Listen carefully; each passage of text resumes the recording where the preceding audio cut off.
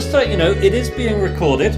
I had a couple of requests from people who couldn't make it, so if you're not happy with that, then now is the time to leave. Hopefully it won't be a problem.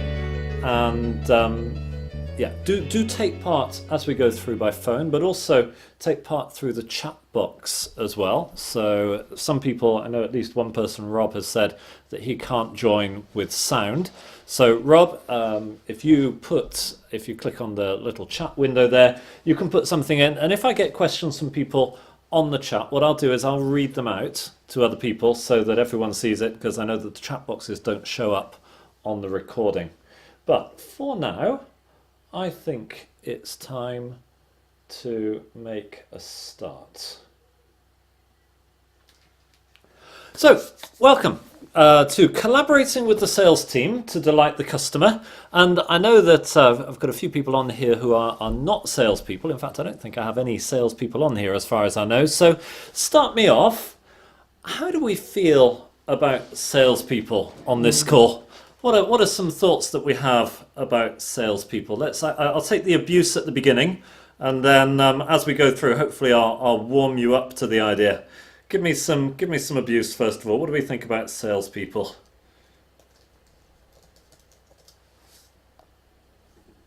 Okay, Hannah, self-centered. Well, thanks for that. That's a good one to start us off. Anything else? Any other thoughts about salespeople? Most things you get good and bad ones in my experience. Good and bad ones. Okay.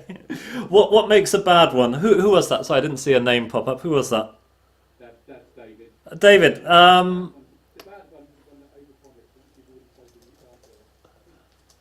yourself. Okay. Good. And then we've got viewer 4. Whoever you are, focused. Well, that's almost a compliment. So thank you for that. I see one more person has just joined as well. So welcome.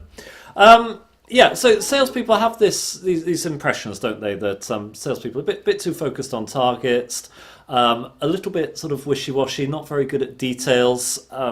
We accept that, but still, it's worth seeing whether we can collaborate with salespeople as well. So that's what we're going to look at over the next hour. So here are your learning objectives. You're going to understand the roles of project managers and sales in delighting the customer. You'll accurately identify a customer's needs and desired solutions to problems. You'll look to engage all stakeholder types to show the benefits of a solution. You know, some of these are things that salespeople are kind of good at part of it. If we can work together, sales and PMs together, then it really allows us to show the benefits to a whole organization. And you'll know how to differentiate between serious customers and time wasters. So those are our goals. Let's start on the one on the left. A question for you. What PMs don't like about sales? And I know you can do this a little bit already because some people have already given me some abuse, but let's be a bit more focused. What do PMs in general not like about salespeople?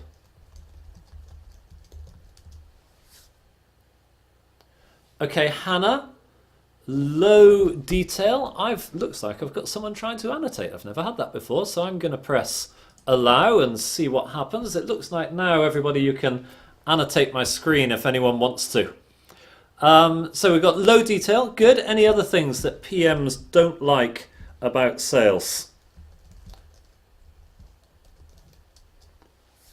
Rob, over-promising. Over-promising? That sounds a little harsh. What do you mean, Rob? What do you mean by over-promising?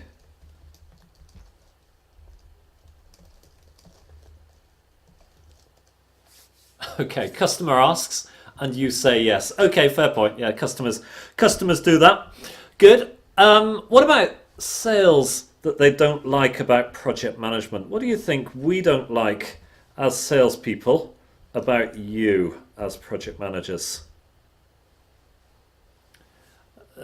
David, yeah, process.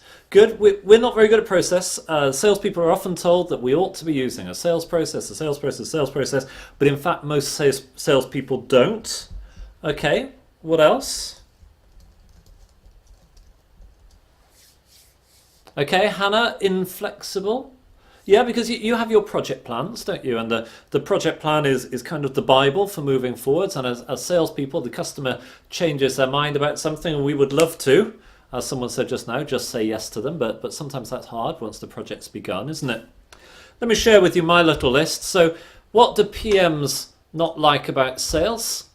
Lack of detail from salespeople, over-promising, which I think Rob already mentioned, and rose-tinted glasses is one that I had last week as well. We're always tempted to see the positive in something. The customer gives us a sniff of a sale, so we just assume it's a done deal. We get everything ready to deliver, but then the customer delays or the sale doesn't happen and so on. My three that sales don't like about project managers: too rigid, not enough customer focus. We see you a little bit as focusing more on the plan and not on the customer. And I guess a combination of those two can make salespeople feel that project managers are a little uncooperative and make our lives with customers easier. But here's a key point. If we can bring these two sides together, that makes something really powerful for the customer. That's my goal, is to bring those together and bring those sort of planning, technical skills of project managers and the persuasive, questioning, consulting skills of salespeople together in order to create really delighted customers. I notice one more person's just joined, so welcome. We've only just started. So for those of you who don't know me, I know a couple of you do. Who am I? Why am I qualified to talk about this stuff? I'm director at Novanta. We're a sales training company, but we also do leadership training and project management training. And I guess what we do in a nutshell is we try and bring organizations together. Leaders with the people they lead, sales with delivery teams, with project management teams, to get people thinking about what's going to help the business to grow and make the customer happy. I've got 17 years experience in PM, 20 years experience in sales and 10 in training. Not consecutively, some of those did happen at the same time. And I've got some takeaways for you at the end. So if you'd like those, I'll give you details at the end of how to do it. And I know a few of us are not connected on LinkedIn. Welcome to the person who's just joined a second ago as well. Do connect with me. My name's Neil Shawnee. There are two of us on LinkedIn. I am not the Australian anaesthetist. I'm the other one, although I am connected to the Australian anaesthetist just because it felt pretty cool. So that's me, so do feel free. I'll give my contact details at the end as well, but if you want any more thoughts after this webinar, do feel free, and it'd be good to keep in touch. And welcome to another person who has just joined. I guess one of the things that people don't like about salespeople is their timekeeping, so maybe that's the salespeople who are joining now, but welcome. So let's begin by thinking about the benefits of a cohesive vendor team. What are the benefits that we can bring to a customer? But before we do that, I have a quick question for you. As project managers, which I know most of you are, what is your role? What is the project manager's role when collaborating with sales? What should you be bringing to the table?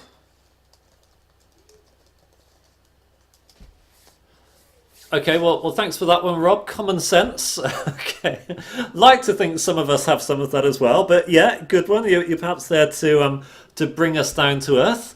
What else should there be? David, clarity. Really good. We are not good at clarity. Salespeople don't really do clarity. They might do on very high level points, but when we get down to the details and what can actually be delivered, we need somebody who's got that more focused view. What else can you bring? What else do you bring to the table? Other David, the ability to, I just missed that, but let me get that one back up. Hannah, coordination. David, the ability to implement the sale.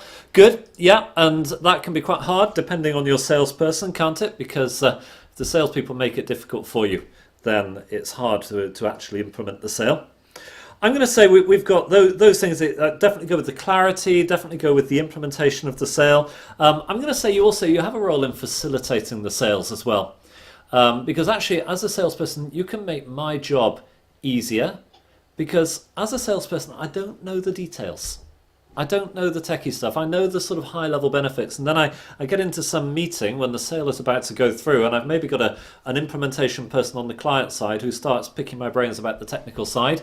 That can sometimes be where the salesperson falls over, and where we wish we had a project manager on hand to perhaps not give the finer details of it, because obviously that's the implementations team's role, but to give that clarity on where the sale is going to go afterwards. What are the steps to get it delivered? So facilitating sales and also delivering team synergy. Maybe your job is to bring us together and to make sure we're all singing off the same hymn sheet. So Here are some benefits of a cohesive vendor team. My thoughts: for the customer, they get a better customer experience. And if you've got a sale and a delivery person involved at the beginning, their experience is better. More usable project outcomes. There's no point having a project which doesn't do what it's supposed to do. And those two together bring increased satisfaction.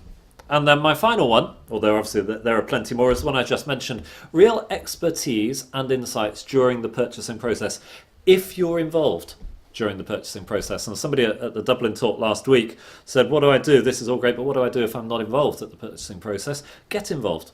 Your job is to delight the customer. It looks good on you if the customer gets what they want. And if you're being shut out by the salespeople at the beginning because they want to keep control of the sale, maybe that's something, a task for you to go and get more involved, to perhaps change company policy about who is involved in things. There are also benefits for the project manager of having a cohesive vendor team. Better understanding of the customer request context.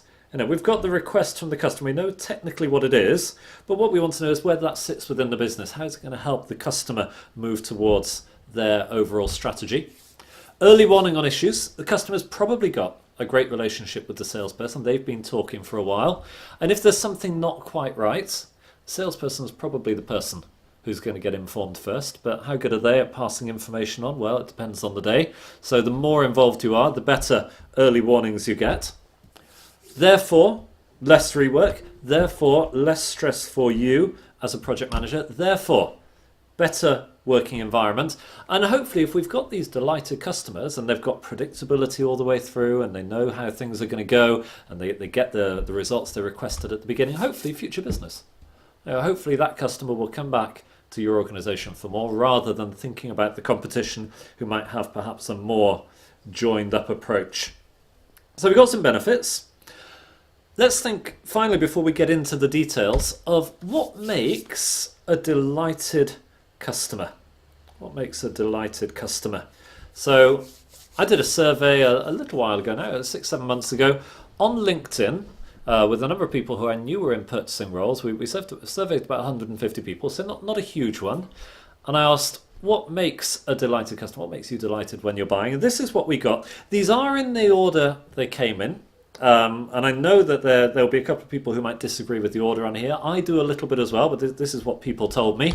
The number one way to create delight for your customer is to understand their needs. That's what people said is the most important thing. Number two, which I would have thought should have been number one, results matching requirements. But people have different views and they're perhaps not sure what they're expected to give in answers to a question. But certainly those two are right up there at the top of making a delighted customer. A consistent approach. And that's something sometimes that as organisations we struggle with. Because at the beginning, they've got a salesperson who's desperately trying to get money. They give them all the attention. They're on the phone all the time. They're friendly. They have a joke. And then they do the deal. And often that then gets passed on to somebody else. And the relationship can change. You've not got that same level of contact. Because as a PM, you're dealing with the technical side of project management. You're not just in a customer relationship role. But also, they've got to know one person who's now gone, and now they need to get another person. So it can sometimes feel like they're starting from scratch. And of course, we're all different. We all have different approaches to things. So a consistent approach is something which customers really want. They want us to over-deliver on promises. So they want us to promise one thing and give a little bit more. And I guess in diametrically opposite to that, number 5 is they want accurate estimates. Now, you explain that one to me. I don't know how we over-deliver and give accurate estimates. But again, this is what people are looking for. And finally, they want us to help them achieve their goals. A customer comes to us and they say, this is what I'm looking for. They describe something. But do they really understand how that's going to fit their goals? But what they want is an organisation that's going to help them not just to solve a short-term problem, but to achieve business goals. And that sounds great, doesn't it? All we need to do is deliver these 6 things, and we've got a delighted customer, repeat business, lovely working relationships, and so on. But it doesn't always work like that. Where does it all go wrong? There's a disconnect. And I'm going to say that there's 2 disconnects. The problems are salespeople who don't know what's required to deliver the solution. And I've been training project managers for, I don't know, 6, 7 years, something like that, in soft skills, and they all know I'm a salesperson at the beginning, and I get the abuse at the beginning, but it's a common theme. Salespeople over promising. Salespeople, yeah, we can have that in within 2 months when it's going to take 9 months. People just not understanding what's required to deliver the solution. But then the second one is PMs who lack the consulting skills of salespeople. And don't get me wrong on that. What I mean is you're very good at consulting on the details, but suddenly then you've got the relationship changes and it focuses more on details and less on business needs and achieving strategic goals. So the first one, don't worry about that one. That's my job to sort out. I spend a lot of my time teaching PMs how to sell. I spend quite a lot of time teaching salespeople how to be more organised. And I'll just say that one of those is a lot easier than the other. If you ever find me an organised salesperson, do let me know.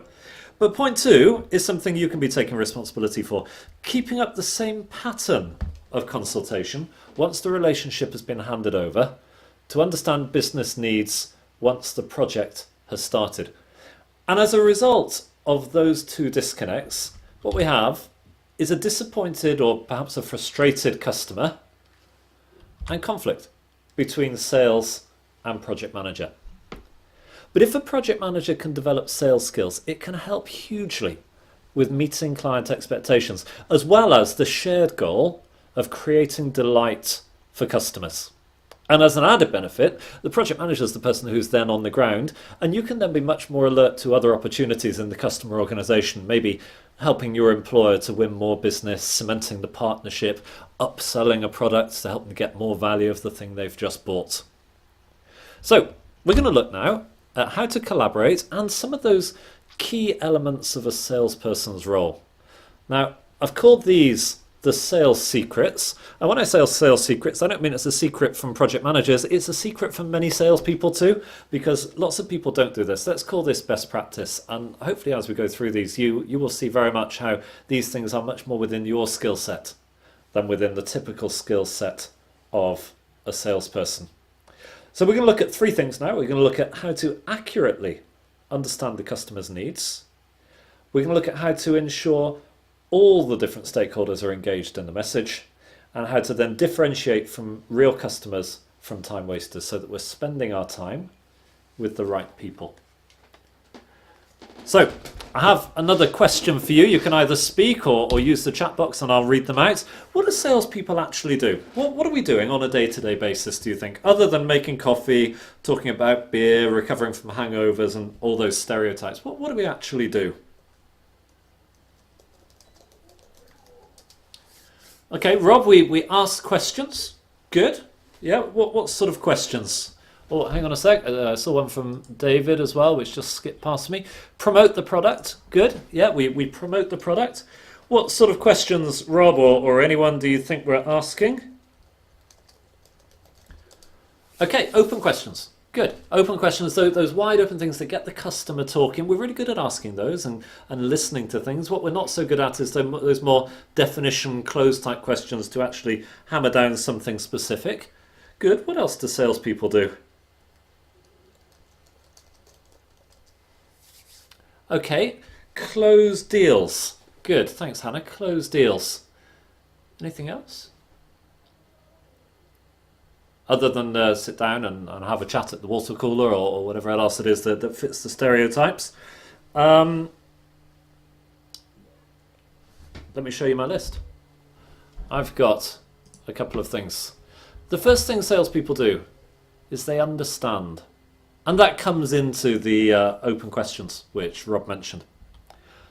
The second one is salespeople propose solutions to problems.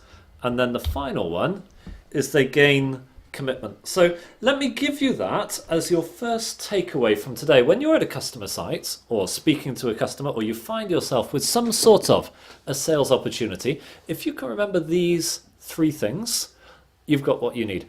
Understand, propose, gain commitment. Someone tell me those again. What were those three things that we have to do? Okay, Hannah, understand. What came next? propose. And the last one? Okay, good. Commit or gain commitment. Yeah, absolutely. So if we can do those things, understand, propose, gain commitment, that's what we need as anyone who's trying to sell or promote a product. There's a big gap on the slide there. What am I trying to understand? 4 things. The customer's needs. What does the customer actually need? The impact of any problems on the client.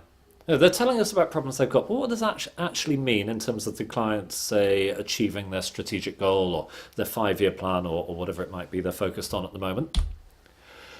I need to understand the decision-making process. It's all very well getting commitment and getting decisions and selling something, but the bigger, the more complex the sales are that we're involved in. I know some of you are in very, very complex selling environments. That decision-making process can be huge, and it's not just about knowing who's involved in the decision, but how do I get that decision made? How do I navigate the decision-making landscape? And my last one, I need to understand stakeholder priorities, because if I've got different decision makers, they probably don't all want the same thing. Somebody in finance isn't going to want the same thing as someone in HR, isn't going to want the same thing as somebody in IT, and so on. They want the same overall solution, but it will mean different things to them. So the more I can understand about different stakeholders' priorities, the better. So key points here, if I can really understand the customer's situation, as a project manager, then I'm much better placed to create delight. If I can engage the full spectrum of stakeholders, then I'll have delighted people across the customer's organisation rather than just the 1 or 2 people I'm speaking to at the moment. And if I can ensure I'm not wasting my time on customers who will never buy, then I can spend more time delighting the ones who actually will buy. So that's what salespeople do. Which of those should you be doing as project managers? What do you think best practice is? What should you be doing as a PM?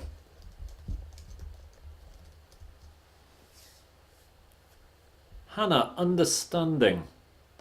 Any other thoughts? I'm with you on that one, Hannah. Any other thoughts? Which of those should a PM be doing as well?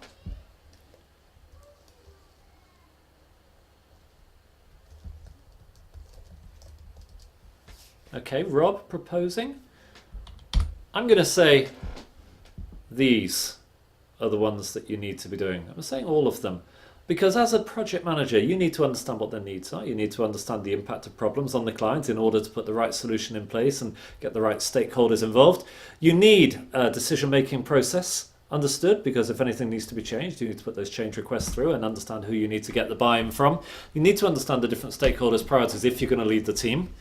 Often you will need to propose new solutions to problems as you're going through, and certainly all the way through as we move from one stage of the project to the next, we need to be gaining commitment. So it's not just salespeople who need to do this. And again, as I said, salespeople aren't great at some of these things. We're great at gaining commitment. We're not bad at proposing stuff. Understanding, some people, 3 questions, and that's all they want to know. So let's look at the main tool in a salesperson's toolkit for A, understanding the customer, and B, creating what I call the win plan. There's a certain amount of information that I need to have in order to make sure I can win the deal and make sure I have a customer who really gets what they want. And this is a key area where sales and PM can collaborate to set up a plan to win business through an in-depth understanding of the customer's situation. Salespeople got great knowledge of the benefits they can bring to the customer, as I said just now, but pretty poor technical knowledge, and that's where the PM can step in. And if I'm a salesperson, I take a project manager in to win the business into a meeting, we'll both have different levels of expertise in different areas. And we need to practice working together so that what they don't see is a disconnected team in front of them. So at Novanta, we use an acronym to help us to understand this. We call it Space Champs. And Space Champs helps me to remember all the things which are important in order to give a complete overview of what the customer wants and to have that strategy to win the business. So I have some questions for you. What do these stand for? Give me some of the things I need to know perhaps early on in the sale in order to get a decision made and to win the business. Give me some thoughts. Okay, Hannah, decision maker. Good, I need to know the decision maker. I'm going to put that one on P for power. Okay, I need to know who's got the power within the organisation or within the department I'm selling into. David, scope. I'm going to put that one under A for am I aware of their needs? By the way, this is all about sales and PM. If anyone wants my PowerPoint trick of how you click on it and get it up, do ask me after. What else? So, power, am I aware of their needs? What else do I need to know? Okay, viewer 4, whoever you might be. Budget. Budget. Who are you, viewer 4? Aida. Okay, welcome. Thanks, Aida. Budget. So where am I going to put budget? I'm going to put budget under M for money. What else? We're not doing badly so far. What else do I need to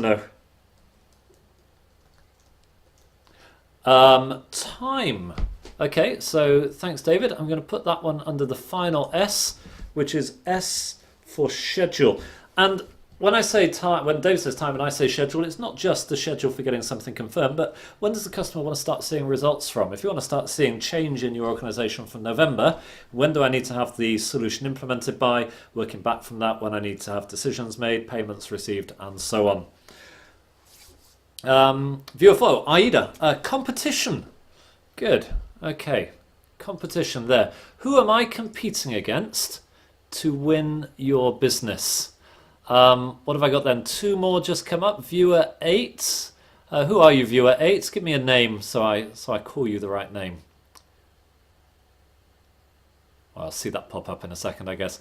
The stakeholders involved. I'm going to leave that one under power. You know, all these different people are stakeholders, and that comes under getting the decision made. David, challenges. I'm going to put that one. Ooh. I could put challenges under aware of needs, but challenges give us something, don't they? What do challenges give us? What do challenges give us? Aida, headaches. Yeah, they do. Good. Challenges give us headaches, and I saw another one flash through then as well. Oh, and opportunities. Okay, thanks, David. Challenges give us headaches and opportunities. And I'm going to say both of those fit under E, which is emotion. And emotion is a key one for me. Do I really understand what the benefit for the customer is going to be in doing this? How is it going to make them sleep easier at night? How is it going to save them time, make them look better in front of their team, resolve some of the conflict that's going around them, help people to work more efficiently, and so on?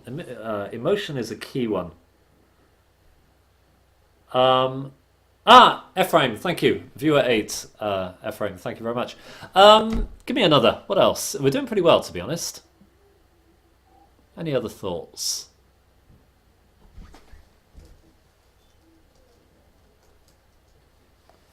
Okay, Aida, the past. Nice one. Yeah, what's happened to bring us to where we are today, or to bring the customer to where they are today? What have they tried already that has worked? What have they tried already that hasn't worked to solve the problem? How long has it been going on for? What's the way they've traditionally made decisions in the past, for so on? I like that one, and I'm going to put the past under H for history.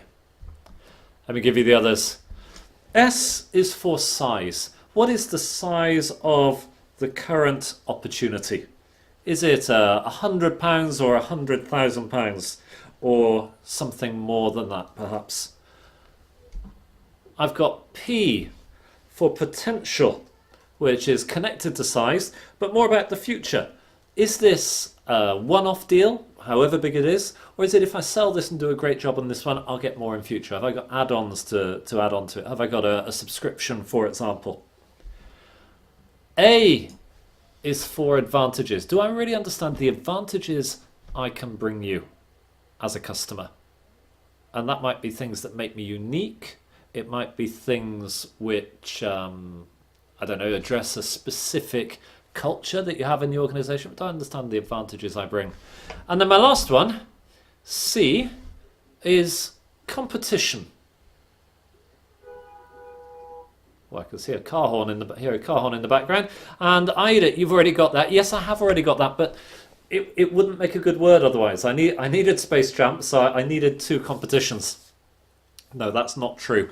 There are 2 types of competition, and I would say this second competition is the most useful one in terms of getting some momentum towards the sale and understanding what that emotion is.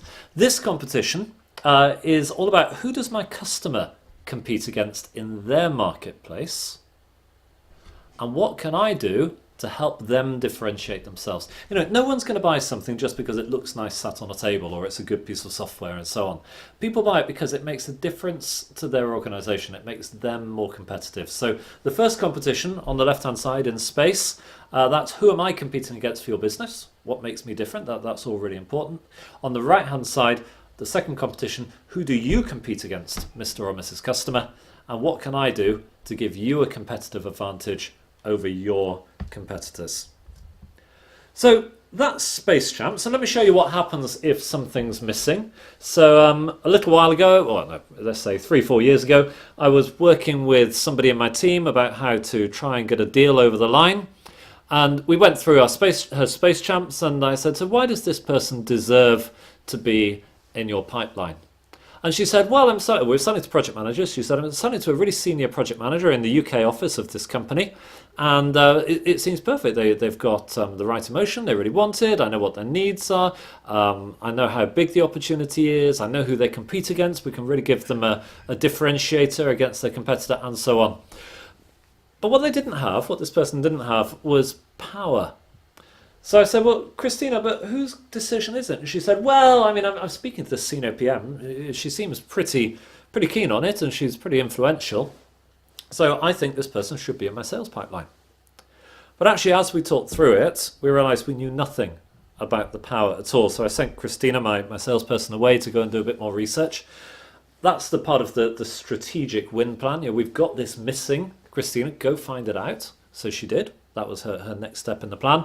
And she came back a little disappointed to find that the decision maker was in the US and it was something she'd not even spoken to yet. So this is vital, A, to have a good understanding, to make sure I give you the right solution as my customer, but also to make sure I can get the deal done. It's hard if I don't have any of these. I might get the deal done, but I'll be getting lucky. What I need is a solid plan, a solid set of information. And as I said, salespeople aren't great at this. As a salesperson, I'll probably ask about power usually. I'll probably ask about competition. I'll probably ask about needs. That's probably where it starts, maybe size. Certainly on some of those things like history, the customer's competition, longer term potential. We're pretty poor at things like that. We get a sniff of a deal and we run after it. So if we're talking about collaborating, delighting the customer, making sure that we give a solution that they absolutely really need, I'm going to say it's your job as PMs to fill in these gaps. Salespeople, low detail, PMs, great at detail. Let's bring those two sides together to fill in the whole of Space Champs so we can actually delight them.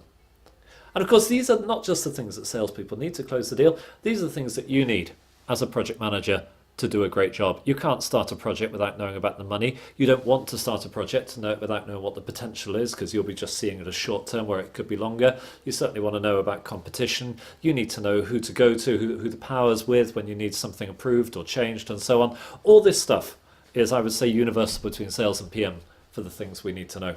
But as I said, salespeople not very good at getting it, not very good at details.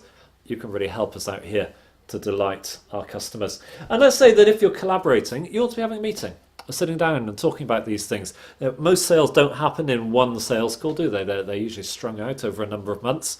So let's say you sit down with your salesperson after the first meeting, and maybe you've not even seen the client yet, but you might say, so tell me, John, what have you got? And then John says, well, I've not yet touched on size, aware of needs, emotion, schedule, money, advantages of competition. I know lots about history, asked loads about that. I'm doing pretty well on potential and competition. I asked about decision makers and the client sort of shut me down a little bit. I'm struggling on that one. Again, it becomes our plan to make sure that sales and PM have all the information that we need, and then we maximize our chance of doing the deal. So it's all very well knowing this. What we need is the questions that go into it too. So one of my takeaways, which I'll share with you afterwards, is my set of Space Champs questions. And it's sort of a blend of questions salespeople should be asking and question PM should be asking. At the Dublin event last week, lots of the project managers added some great questions to my quite sales-focused question bank that really make sure we get the level of detail that we need to. So I've consolidated those. I have them in a document and I'll send those through to you afterwards, along with just a reminder of the acronym itself. So that's my first thing. I need to understand the customer and create a plan to win the business and create a bank of knowledge which enables me to do a great job, what's the next thing I need to find out about? I need to ask about the different stakeholders. I need to manage the different stakeholders in an organization, because different stakeholders, they speak different languages. You might have a German stakeholder, French, an Irish stakeholder and a Greek stakeholder. You can't speak to the German stakeholder in Greek. I mean, you might be able to, but you probably wouldn't get the same level of communication speaking to somebody in their second language, do you? You can't speak to an Irish person in French and so on. I mean, I work in French a fair bit, and I would say my level of understanding when I'm working in French is a reasonable amount lower than in my mother tongue in English. So we need to make sure that we're not speaking to people in the wrong language, and we have different people speaking different languages in an organization. But I don't mean real languages. What I mean is the languages that people use within their roles. And I'm going to say there are 4 main languages that you come across in an organization that you ought to be addressing your message to. You've got the strategic language, the language of strategy. What sort of vocabulary might we be hearing in the language of strategy? What do you think? What's Hannah, long-term goal? Yeah, absolutely. So people who think strategically, I'm thinking C-suite, I'm thinking managing directors, they're not thinking about what happens in 2 weeks, or hopefully they're not thinking about what happens in 2 weeks. They're thinking about what happens in a year or 18 months. What else might be in the language of strategy? What other things might I hear?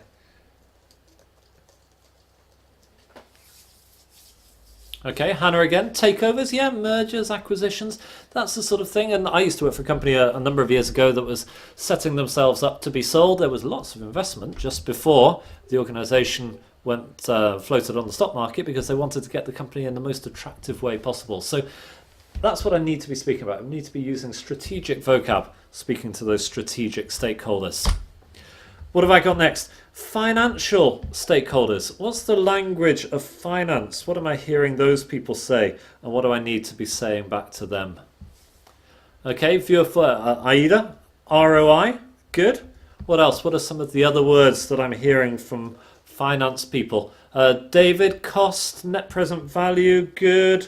All these things. Yeah, this is the language of finance. Rob, payback period. Good. My next one. I've got the user stakeholders. And when I say the users, I mean the people who are going to be actually interacting with my solution on a day-to-day basis, or in real life terms, probably a representative of those people. Now, I'm not going to, if I'm implementing an IT solution or maybe a new phone system, I'm not going to speak to every person who picks up a phone, but there will be some department heads that I ought to be communicating to. What are some of the things that I need to be speaking to them about? Okay, Aida, easier work. Good. Yeah, is this going to make your life easier? Let me put the opposite of that one on there. Is this going to make your life harder? And maybe there are people who, because we're going to implement something new, it's going to be more work for them as they learn new things. David, experience. Yeah, what's the user experience going to be? How's it going to look, feel, sound, and so on? Good.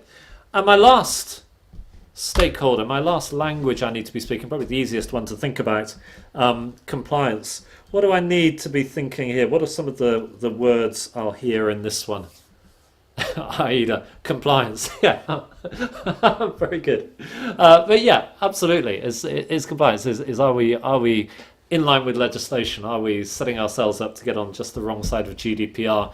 David, thank you. Audit, quality, and so on. Good. And the thing is, if I'm implementing a solution and if I'm selling something, it's going to bring benefits to all of these, but I don't want to be using the wrong language, because somebody who's thinking about the 5-year plan is not going to care all that much whether it makes someone's job a little easier or whether someone's going to do a bit more training before they use a new software implementation, for example. Financial people, okay, they'll probably care about compliance, but again, they won't care for the finance people whether it's making someone's life easier or harder. The users, they're not going to be so interested in whether it's compliant unless it's going to put them on the wrong side of the law. They might not be thinking about the 5-year plan. They're thinking, am I going to have to stay late? Am I going to get away early? Am I going to be able to hit my targets better if it's salespeople, and so on. And compliance, they tend to be a bit black and white, and rightly so. A bigger thing in some industries than others, but are we compliant? So as I'm communicating the benefits that I'm going to bring, I need to make sure I'm doing it to the different people. And of course, it's not really just 4 languages in an organization. Those are the main ones, but actually there are loads of different languages in an organization, and I need to be appealing to all of them. I need to be speaking to what someone cares about, even within one of these 4 categories, and I need to might speak 12 different languages, 28 different languages, and so on. Whoops, did I put something political up there? I do apologize. But anyway, this is what I need to do. I need to focus on getting the right message to the right people.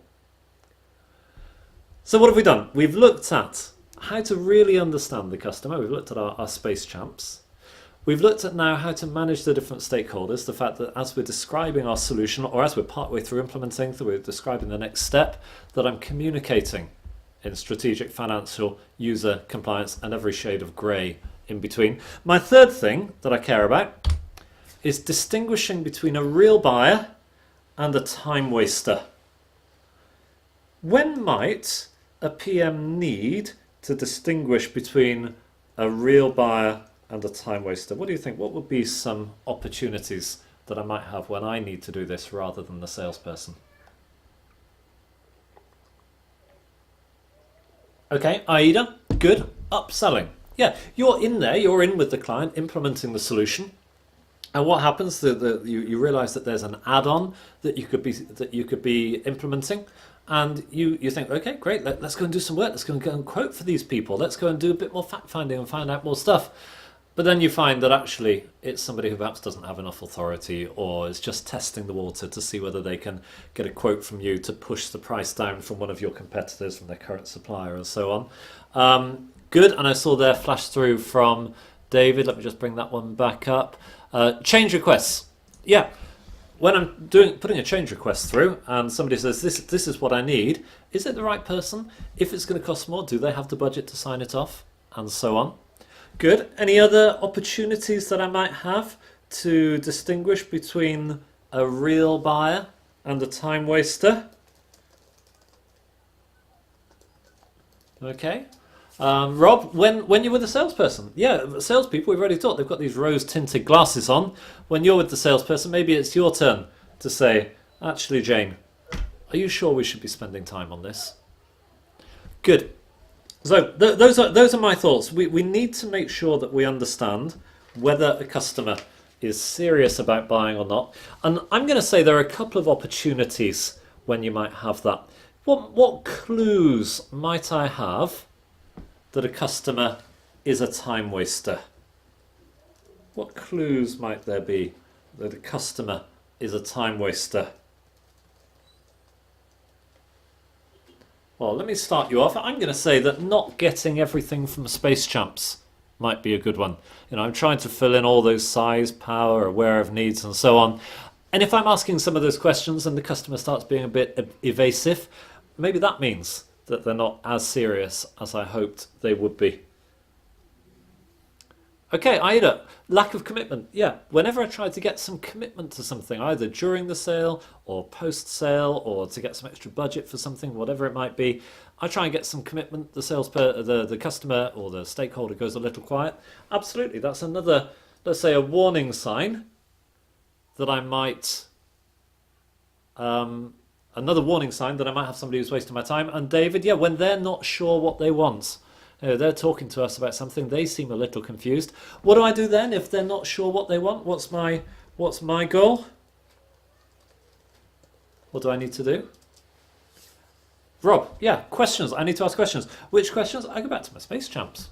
You know, I go back on those whole needs, the emotions, the history, so that I can try and then hammer down at exactly what will bring the customer some value. Space Champs comes in very useful there as well. So let's say I'm going to go with the commitment one that Aida said. I'm going to say that that's the biggest clue. It's when I'm trying to get some commitment and they then become all evasive. So Aida, would you like to go ahead with this purchase? What answers might I get from Aida? Rob, no. Okay, good.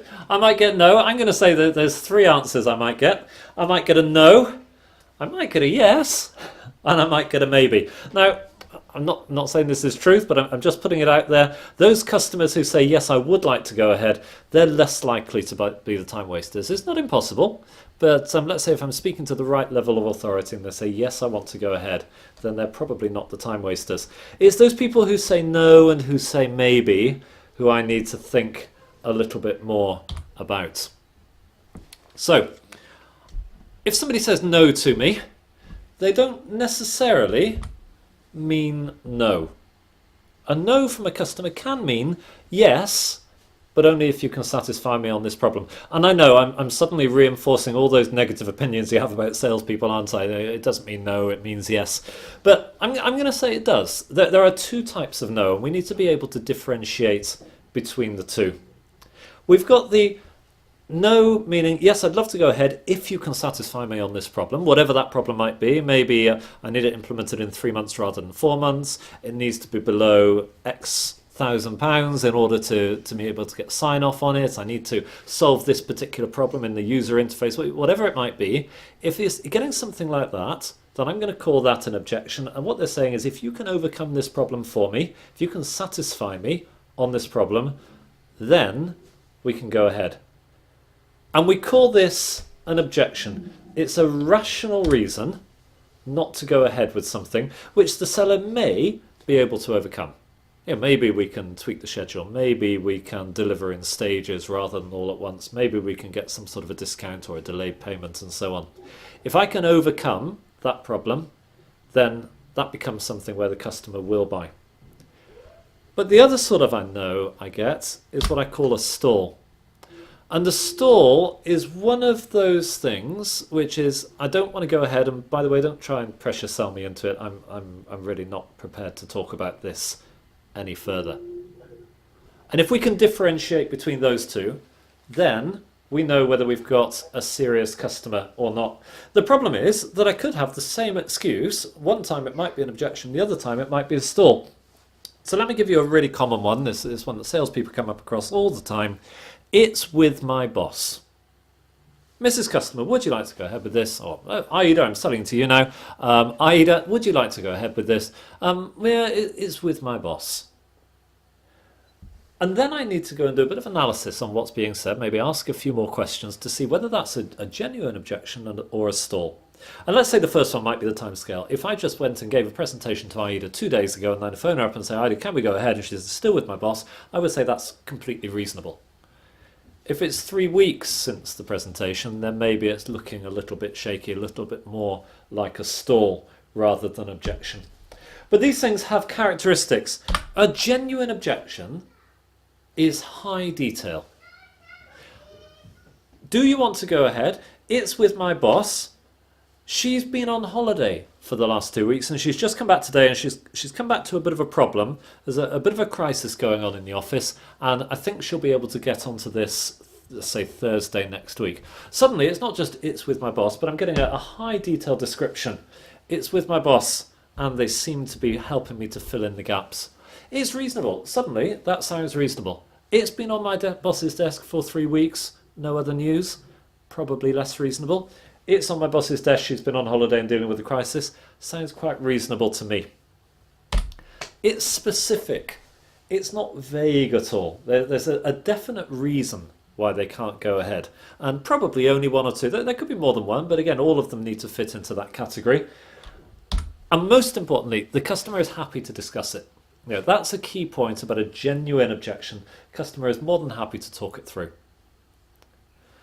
Now let's take that same excuse, a reason for not purchasing right now. It's with my boss, and let's think about what that might sound like if the customer is stalling me, because stalls are low detail.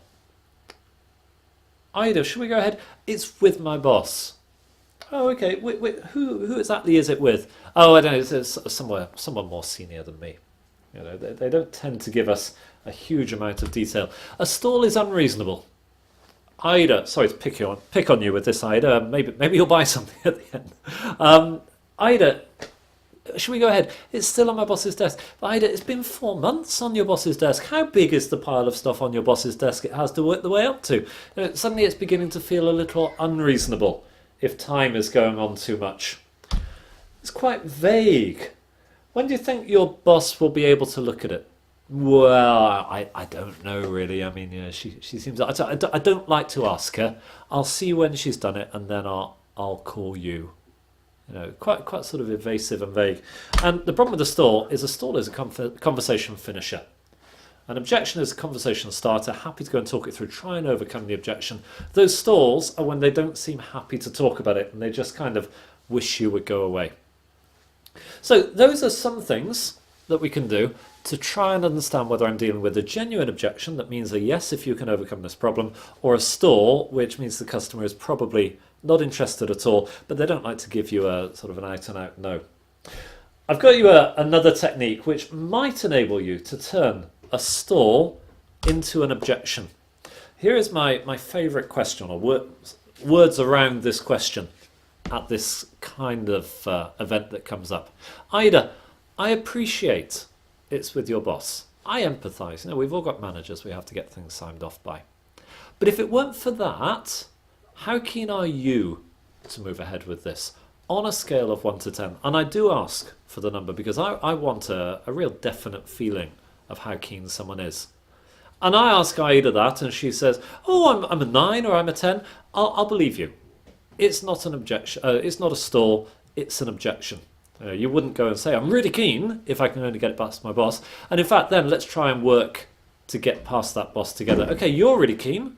You need to get it signed off by your boss, and I think it's been hanging around a lot of time. What do we need to do together to get this to work? If you get a 7 or an 8, did you want to go ahead with this? If it weren't for your boss, would you go ahead? Well, yeah, 7 or 8, yeah, I'm quite keen. Then I would try and work with you, Ida, to try and overcome the resistance. I might be asking you some questions to understand why you were only giving it a 7 or 8. What would I need to be doing differently for you to say 10 out of 10, I want it? What would need to be different about the solution, the timescales, the price for you to say, absolutely, I want it? And then they maybe create a gap that we can begin to work through. But if I ask the question and she says, well, I'm a 5 out of 10, then I'm going to suggest that's definitely a stall. And there's no point chasing after something that's never going to come in.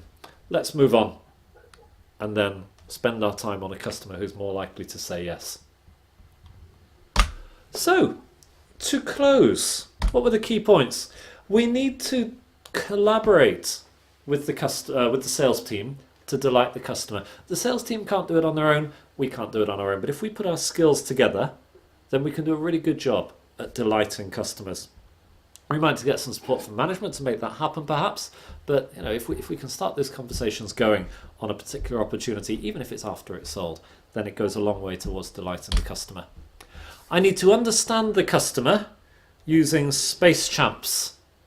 If I can fill in all the letters of Space Champs, I have a really good view of who the customer is, what they want, why they want it, what their desired solution might look like, what it's going to mean to them, who the competition are, how I can help them differentiate, and so on. I need to make sure that as I'm communicating the benefits of my solution, I'm engaging the 4 main stakeholder types: the strategic stakeholders, financial, user or representatives of the user, and the compliance stakeholders, and all those other people who are perhaps minor stakeholders who've got their own personal agendas. I need to make sure I'm showing how it's going to help all of them in what they care about. And I need to sort out the real customers from the time wasters. Because if I'm assuming through some salesperson's rose-tinted glasses that this customer is definitely going to buy it, I could waste hours trying to persuade something to somebody who's not going to buy it at all. So, takeaways for you. So what am I going to send around afterwards? I'm going to send around the Space Champs definitions cheat sheet. So each letter of Space Champs with a little summary of what each one is, so that you remember at a high level what you need to be understanding, and you can use that with your salespeople, with your other PMs, with your teams to color code them and so on. I'm going to send around a Space Champs question bank, and that's going to be an editable Word document because I'd like you to take that and fill in your own questions as well. I've got about 8 or 9 questions for each letter of Space Champs, but you'll have your own as well that you'll fill in. And actually, if you come up with a great question that should be in Space Champs that's not on the sheet, I would love you to send it back to me or to ping me a message on LinkedIn or whatever it might be. In fact, I've got a post going on LinkedIn at the moment where people are sharing questions. I will send you a link to that one as well. If you come up with something we ought to be asking, do let me know. I'll add it in for future people to benefit from as well. And the third one, Navanta Business Essentials, is a training course that we have. And I know there are 2 people on the call at the moment who did that. It helps us to think beyond our role. It gives us a great overview of how an organisation works and fits together. We look at what strategy is and how it's developed. We look at communication skills. We look at project management, sales, marketing, finance, HR. And the goal with that is that at the end, it's an online blended learning course. The goal with that is at the end, you have a great understanding of how an organisation works and how you fit into that, and I guess where your skills are best placed. Had some great feedback. We're just doing the final pilot, so we've done 2 pilot runnings so far. Had some very good feedback on people saying it's very useful and it's expanded their view. I'm doing 1 more pilot and offering it free of charge. So if there is anybody who would like a place, I'll send you a link to the course details, and then you can just let me know if you would like a free place on that. But it's a really helpful tool. The only thing I ask with it being a pilot is that you give me feedback about what worked, perhaps what didn't work afterwards, which can then enable me to tweak it for when we finally launch it. And as I said, if we're not connected on LinkedIn, do connect with me. I'll send you a link afterwards to do that. So to close, any questions? I think we've covered a lot. We've just squeezed it into an hour, which is quite good. Any questions? Any thoughts? Anything else that I can help you with?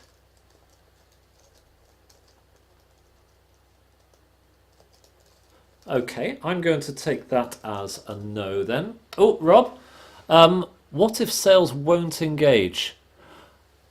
Good question. You know, it's all very well saying you ought to be collaborating with the sales team, go engage with the sales team and so on, but what if you go to your salespeople and they say, Ephraim, I'll come back to your question in just a sec, and they say, well, actually, no, not interested in engaging. I'm a salesperson, you go and focus on delivery. I would say you need to go and sell the idea to them. Now, we've talked, as we've gone through this hour, and I'll send the slides around as well so that you've got those to refer back to. We've talked, and you've got the recording, of course, I'll send that link, but we've talked as we've gone through that hour of all the ways that you can add value to salespeople. You know, we haven't spoken about it in that way, but if you tweak the position on this, it's all about how you can add value to salespeople. I would say that you ought to be selling the idea to them. You know, you want to win customers. I can come to the meetings with you and give you a greater insight, so when you get more technical questions from somebody, you're not there struggling for an answer.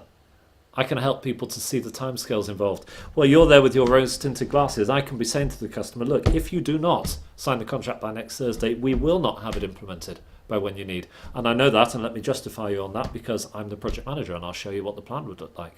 So I'm going to say, yeah, go talk to salespeople and see what you can do. Ephraim, you asked about PDUs. Unfortunately not. If you were at the one in Dublin at the PMI event last week, you would have got 1.25 PDUs for this one. But unfortunately, that was at the PMI event and not in the webinar version. So I'm afraid not. But hopefully you found that useful.